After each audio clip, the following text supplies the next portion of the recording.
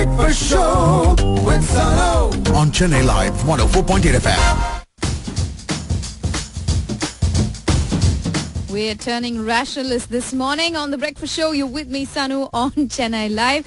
Now, we just had a little chit-chat with Professor Narendra Naik, and it's over to Mr.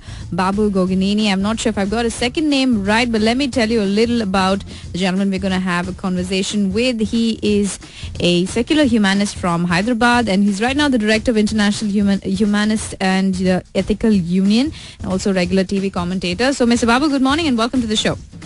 Good morning, and thank you for getting my name right. Oh, thank you so much for that. Okay, so to start off with, let me understand this. You were invited in 2001 by the UN as an expert in education at the UN's Madrid Conference on Freedom of Religion or Belief in School Education. So why do you think it's very, very essential to do something like this? Do you see that in schools today in India?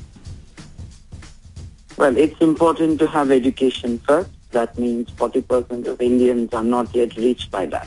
Okay. That we must keep it in mind. Mm-hmm. The second thing is the freedom of religion or belief is really the basis on which there is going to be harmony in society. When you try to oppress dissent or when you reject people's views about religion or lacking of not having religion, then society will have a lot of problems. The foundation for that has to be laid at the school level. In India, like in many other countries, there are a number of enlightened educators. But it does not mean that every time it translates into real freedom of religion or belief at the school level. Teachers are not properly trained. Most people in India assume that everyone else is Hindu. They think of people in terms of communities rather than individuals holding beliefs. This mass mentality is detrimental to any democracy, which is based on reason, dialogue, exchange of ideas, argument, debate, and looking at the facts. Okay, so we have a lot of institutions, especially minority institutions and as well as institutions which, in the name of helping people, are very particular about getting only people of certain faith into schools and colleges and also imposing their religion on others. So you're thinking that this is against democracy and this can be detrimental? Any imposition definitely is detrimental. It does not mean minorities do not have the right to propagate their ideas or to preserve their identity. Right. It is not about giving special privileges. It is about giving people who are not large in number the opportunity to celebrate their way of life and thinking. But no one should get the idea that this means an exemption from the operation of the rule of law or the rights guaranteed under the Indian Constitution. Okay, that is for sure. Do you see hints of religious belief in the textbooks that kids study these days? Do you see imposition of religion? There are two things. One, you must inform children about religion. That is part of the knowledge they should get. Okay. Like you give lessons in history and geography. The problem is not in education about religion. The problem is about instruction in religion, where you are made to follow certain rituals or rites or practice certain religiously ordained and required rituals. That is where we have the problem.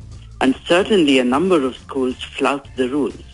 Government schools in India have pictures of Goddess Saraswati. There is no reason why it should be. The Goddess Saraswati belongs to a particular religion. And it is about literacy and education schools must concentrate upon, not the gods who are symbolically associated with that. Okay, that's there is no place for religion or God as a devotional element in any school, only for information, nothing beyond that. Okay. Otherwise, we alienate the Christians, the Muslims, and the atheists. There are a huge number of atheists in India. Okay. So final question to you is, what is the movement that you see? Because I see a lot of people around me turning spiritual. It's not religion anymore. It's being spiritual. What do you see? Well, there's a lot of loose thinking that is happening. This is called New Age thinking. There are people who are bringing in the name of spirituality, in the guise of religion, a lot of superstition. Now, the art of living or the art of breathing Or if you say you want to look at what is happening in terms of people's beliefs these days, there is too much of dependence on astrology, even by the astronomer. There are people who go and pray to the Lord before a satellite is launched, and these are scientists. There are people who are civil engineers who are more loyal to their Vastu Shastra than to the principles of civil engineering. So this is faith going in the wrong direction. And just for which is divorced from facts.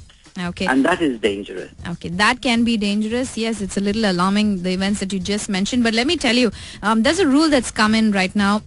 And, offices here in Tamil Nadu cannot do what you just mentioned, pictures of certain gods or have pujas.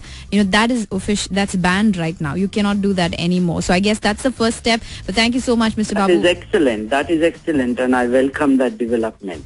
We don't want state government-run buses to have Shirdi Sai Baba or any other Sai Baba or gods and so on. These are places which should be neutral and for all. These are public services. They have nothing to do with devotion. Absolutely. Point well made. Thank you so much. It's a pleasure. It was a pleasure talking to you. Thank you very much. Thank you. All the best.